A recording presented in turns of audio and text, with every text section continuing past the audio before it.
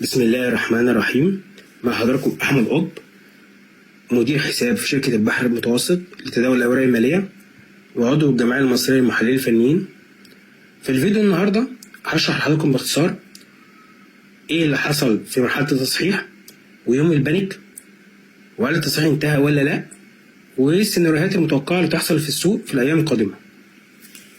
بسم الله. أول حاجة يوم 24 سبتمبر اللي هو ده يا فندم، أنا عملت تويتر أو بوست على صفحتي: التصحيح قادم لا محالة، المهم أنت تعرف تتعامل معاه إزاي، مفيش صعود بدون تصحيح. جالي 18 كومنت، كل اللي كانوا فيهم حوالي 2 أستاذ طارق وكمان أستاذ من الأساتذة المحترمين معانا اللي هو وافق على التصحيح. وكان في كومنتات بقى سخيفة زي صعود إيه يا عم الأسهم سيف تراب. أستاذ نبيل اللي كان تقريبا مشاري مستشفى كليوباترا فزعلان ان هو لسه، فهو شايف ان مادام مستشفى كليوباترا لسه في سعر اكتوبر 2022 يبقى مفيش تصحيح. ومفيش تعويم دلوقتي. واستاذ محسن قال البوست غير مفهوم، مع ان البوست مفهوم جدا. التصحيح جاي يعني كده كده في تصحيح، مفيش صعود بدون تصحيح، دي معروفه. مفيش هبوط بدون تصحيح، هو ده حال الدنيا، يعني مفيش صعود على طول ولا في هبوط على طول. المهم ده كان البوست يوم 24 سبتمبر.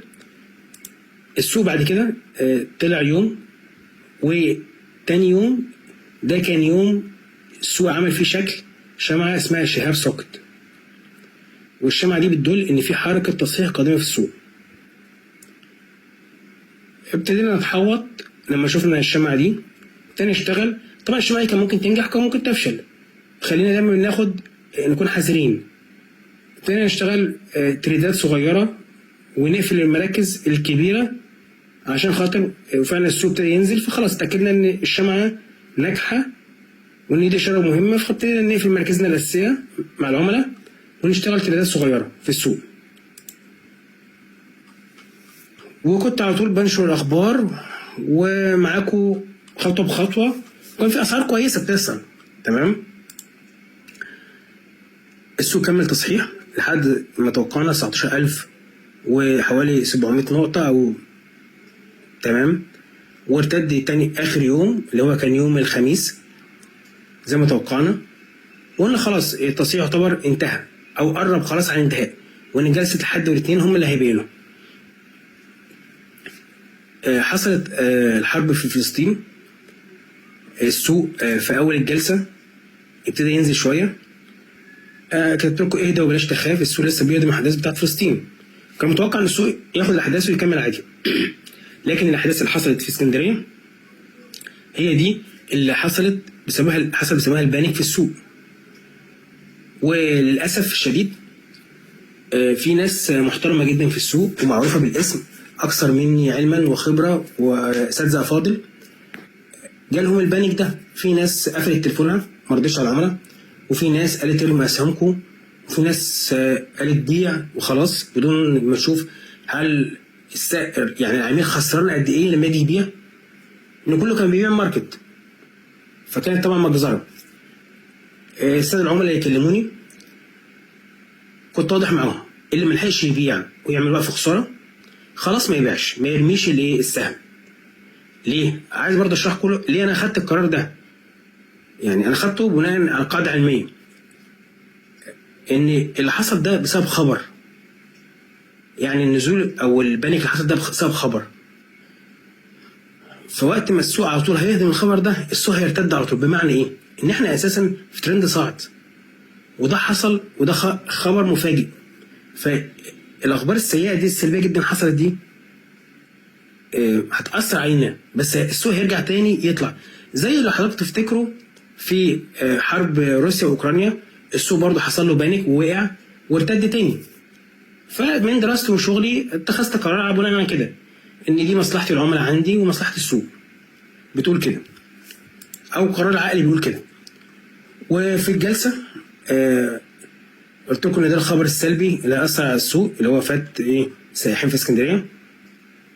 قلت للناس الخسرانه بلاش تبيع وبلاش ترمي اسهمك وربنا هيفكها. ما حبيتش برضو اقول للناس اللي بيحصل بالظبط عشان برضو في ناس ممكن تهاجمني او ممكن ما تبيعش وترجع تقول احنا ما رضيناش نبيع وانت قلت السيوله هتخش ومش تخش والكلام ده كله. ف قلت لك البوست والله بلاش تبيع وبلاش ترمي وتخسران وسيبها على ربنا، عشان برضو الناس ما تزعلش. وحتى عملت بوست في جلسه النهارده انت محتاج مدير حسابك يبقى فاهم عشان يقول لك ايه بسبب اللي انا شفته. كان يوميها حتى انا كنت بتكلم مع الزملاء كلهم في الشركه وصلت لهم وجهه نظري ان اللي حصل ده بانت بسبب نيوز، وهيحصل تاني ان شاء الله ارتداد في السوق. وسبحان الله الارتداد حصلت على طول في نفس الجلسه. صانع القرار تدخل ونشكر على كده ولم السوق، شوف حضرتك قد ايه، واشترى فعلا واغلقنا هنا عند الجلسه. وفعلا الجلسات اللي بعديها الاربع جلسات الحمد لله السوق لم نفسه، وفي اسهم عمل قيمه جديده مثلا زي عز اللي كان طبعا معاه كاش واشترى في الوقت ده عمل ثروه. السنه دي ابتدت تخش، الاجانب كانت بتشتري والعرب وكل الناس اللي معاها سيوله كانت بتخش. تمام. زي ما قلت لك النهارده في البنك انا اشتغلت على مؤشر السيوله. خلاص حصل البنك التحليل الفني في حاجه زي كده ما بيبقاش مؤثر خلاص، لان حاجه خارج الكتب، خارج الكلام ده كله، احداث مفاجئه يعني لا قدر الله زلزال، حريقه، حرب، حادثه ارهابيه. طيب التحليل الفني ما بيبقاش مؤثر قوي، لكن بيبقى في حاجات تانية، ادوات تانية استخدمها. خبرتك، هل الخبر ده تاثيره ايه على البلد، هناخد القرار ده، هل القرار ده صح ولا غلط. فالحمد لله برضو خبره واحد في الاقتصاد، لان انا اصلا شغلي في تحليل الاحداث الاقتصاديه، ولو حضرتك متابعني من تويتر هتعرف ان انا اوريدي ده شغلي من زمان، والحمد لله ناجح فيه والناس بتصرف فيه في كلامي وربنا موافق الحمد لله. الناس اللي سمعت الكلام الحمد لله ما بعدش، ربنا كرمها الحمد لله، وابتدى السوق يرتد، وفي خلال 4 ايام بس تقريبا ما فيش محفظه عندي الحمد لله خسرانه. يعني حتى اللي كان خسران جامد بسبب البنك كيت على الاقل، يعني طلع لا كسبان ولا خسران يعني في الغالب، او لو خسران حاجه بسيطه جدا، يعني رقم لا يذكر، يعني حاجه بسيطه ان شاء الله تتعوض في اقرب وقت. وفي ناس كسبت الحمد لله، وربنا يعني الحمد لله ايه كرمها الحمد لله من عند رب، يعني فضل من عند ربنا. باختصار ده اللي حصل في مرحله التصحيح والبنك. كنت عملت بوست مهم جدا قلت لحضرتك فيه ان السوق هضم الاخبار السلبيه، او ان الاخبار السلبيه اللي بتطلع دي حاجه كويسه. الناس ما فهمتش، والناس تريقت وقت ده بيقول ايه، ده مش فاهم حاجه، ده التصنيف قل، ده يمكن حضراتكم مش يعني الناس اللي بتقول كده بتتوهكم بالاخر، يا اما مش فاهمه، يا اما عن جهل، يا اما هم عايزين يتوهوكم. ببساطه يا ساده الصناديق الكبيره والمحافظ الكبيره وصناع القرار والناس التقيله في السوق بيبقوا عارفين ان في تصحيح هيحصل، دي حاجه معروفه بسبب حاجات كتيره جدا. يعني اخبار التصنيف الائتماني اللي حصلت بعد كده، تقليل التصنيف الائتماني لمصر، تقليل التصنيف الائتماني لبعض البنوك المصريه، والاخبار الاقتصاديه السيئه اللي الناس قالت ان دي ان هي يعني هنكمل بسببها التصحيح. لا، ده بالعكس، هي دي كانت تعتبر سبب التصحيح او جزء من التصحيح، كانت معروفه من قبل كده عند الناس التقال. ابتدوا يبيعوا لو حضرتك تصميم الشماعات، ابتدوا يبيعوا، المؤسسات المصريه ابتدت تسحب ايديها وتبيع بسبب برضه تقفيل الربع السنوي وتقفيل شهر 9 مع الاخبار السلبيه. بس البياع كان ذكي بيبيع سنه بسنه، ولما الاخبار السلبيه تظهر يبقى انا عرفت اسباب النزول ايه، يبقى انا كده اطمنت ان الاخبار خلاص خلصت، يعني السبب النزول خلاص ظهر، فخلاص يبقى كده ان شاء الله الخطوه الجايه ان السوق يرتد. ودي حاجات انا بكتبها، وفي ناس للاسف ما بتستوعبش كلامي،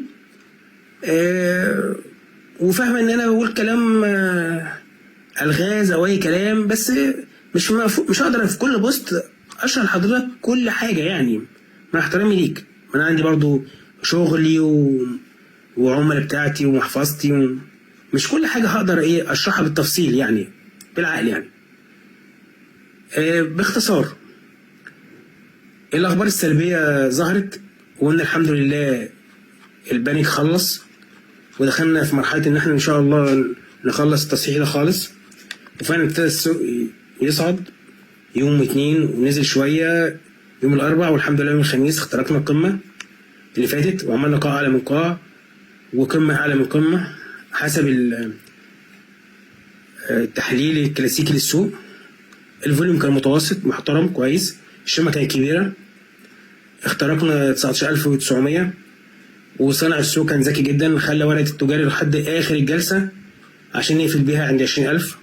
وهي حتة نفسية خلي بالك، يعني 20 نقطة والكلام ده كله مش مهمين كأرقام على قد مهم نفسيا. كنت ماشي معاكم خطوة خطوة، حتى لما السوق رايح شوية عند 19750، لو فاكرين التريحة دي من 3 أيام قلت لكم السوق هيريح شوية، فأنا ريح. كان يوم الثلاث الكلام ده تمام، وعلى طول الحمد لله بقى معاكم خطوة بخطوة. ببساطة دلوقتي التصحيح خلص الحمد لله، دي أول خبر كويس. فنيا خلص بشرط إن احنا نفضل فوق 19700. طول ما احنا يا فندم طول فوق 19700 زي ما حضرتك شايف هنا تقريبا كده، يعني خلينا نقول هنا الخط الاسود ده اللي هتقله لك. طول ما احنا في امان يا فندم، طول ما احنا فوق 19700 او 600 مثلا، بالرينج ده 600 700 احنا في امان، مفيش اي مشكله، حضرتك تبقى مطمن. اذا لا قدر الله كسرنا او نزلنا تحت نختبر تاني، لازم حضرتك تبقى واخد حذرك وتعمل حسابك. انا لما بقول يا جماعه في 3 سيناريوهات تحصل، السوق ممكن يطلع ويعمل كذا او يمشي عرضي او ينزل، الناس بتتريق تقول لك طب ما هو فيش احتمال رابع، انت جبت جديد. ما هو انا مش عراف، انا مش جن وما اعرفش بكره يحصل ايه، واللي بيفهمك ان هو عارف بكره بيحصل ايه ده بيكذب عليك. هو المفروض ان حضرتك تبقى حاطط كل السيناريوهات الجايه، تبقى حاطط لها لو نزل هعمل ايه، لو طلع هعمل ايه، لو مش عرضي هعمل ايه، بتبقى ماسك يعني بص على السوق. وده شغلك لو حضرتك بتدير حسابك، او شغل مدير الحساب اللي هو بيدير حسابك، وبتراجع معاه تقول له طب هنعمل ايه، طب حصل ما حصلش، بتبقى واخد بالك من ايه، من فلوسك يعني من الاخر، محدش ياخد باله من فلوسك غيرك. المهم قلنا الحمد لله احنا يعتبر خلصنا تصحيح خلاص. طول ما احنا فوق 19700 احنا في امان. سيناريوهين يحصلوا، يا اما السوق يمشي عرض شويه قبل ما يكمل الصعود ان شاء الله ما بين النقطه دي لحد 20500، يعني في المنطقه دي تمام، يا اما السوق يخترق القمه الرئيسيه ل 20500 ونكمل ونعمل ترند جديد. وده هيبقى فيديو جديد ان شاء الله اعمل لكم لو السوق اخترق 20500 يعني ايه ترند جديد. يعني ترند جديد بقى يعني انسى بقى القديم ونبدا من جديد بقى، عشان الناس اللي هي من كنت بكلمهم في موبكو ب 100 وراسكم كونستراكشن ب 70 جنيه و80 جنيه، لما وصل 100 جنيه كانوا بيتكلموا يقول لك خلاص الاسعار دي بقت مبالغ فيها. الناس اللي في ابو قير من الاربعينات بيقولوا لي لا ابو قير غالي مش عايزين نشتري فيه. اتفضل شوف ابو قير دلوقتي في كام، وعز بكام، وإيه اسهم بكام. دلوقتي حضرتك المفروض تعرف هتعمل ايه في المرحله الجايه. لو حضرتك من الناس اللي هي بتخسر في البورصه او خسائرها اكبر ما كسبها، ما توقعش تعمل نفس الفعل وتستنى النتيجه مختلفه. يعني حضرتك كل مره بتعمل كده وبتخسر اكتر من تكسب، ما توقعش انه ده هتختلف، لا لازم تغير طريقتك خالص يا فندم. لو انت حضرتك من الناس اللي بتكسب وبعد كده ما تعرفش تحافظ على كسبها، انت عندك مشكله، انت محتاج مدير حساب محترف يقدر يقول لحضرتك امتى تبيع. اما لو حضرتك من الناس اللي هي بتعتمد على مكاسب مغامره جدا عاليه، يعني تخش بكل فلوسها في سهم واحد مثلا ويبيع ويشتري ويشتغل بكريدت وزيرو وغيره وغيره وغيره، والله انت حر. بس انت شايف يوم زي البنك او غيره او غيره ممكن مكاسب شهور تضيع في يوم زي كده. طبعا الناس اللي كانت فاتحه زيرو كريدت وفاتحه وعليها فلوس للشركات وسالفه فلوس واضطرت تبيع يوم البنك، ربنا يعوض عليها، مش قادر اقول غير كده. ده احنا دايما نقوله لازم يكون يا جماعه تعمل مانج للريسك، يعني اداره مخاطر، الموضوع ما يبقاش قمار. عموما لو حضرتك من الفئات اللي قلتها لك قبل كده ومش قادر تعمل كنترول على مشاعرك او على فلوسك، وحضرتك عايز حد يعني يقدر يساعدك، ممكن تشرفني في الشركه ويشرفني ان انت تبقى عميل من عملائي. انا بتعامل مع كل عميل على حده، يعني مش عندي جروب ببعت عليه توصيات وعيش حياتك، لا، كل محفظه وكل عميل ليه شغل مختلف على حسب حجم المحفظه وعلى حسب ظروف السوق وعلى حسب اهداف العميل. والعميل ده من الاخر هيصبر معايا. الناس شاريه في ديتا وصبرت وربنا كرمها. ناس لا مستعجله وبتشتغل في تريدات وتقدر تحمل مخاطره. ناس محافظه صغيره ومش قد ضربات السوق فدخلت في اسهم استثماريه.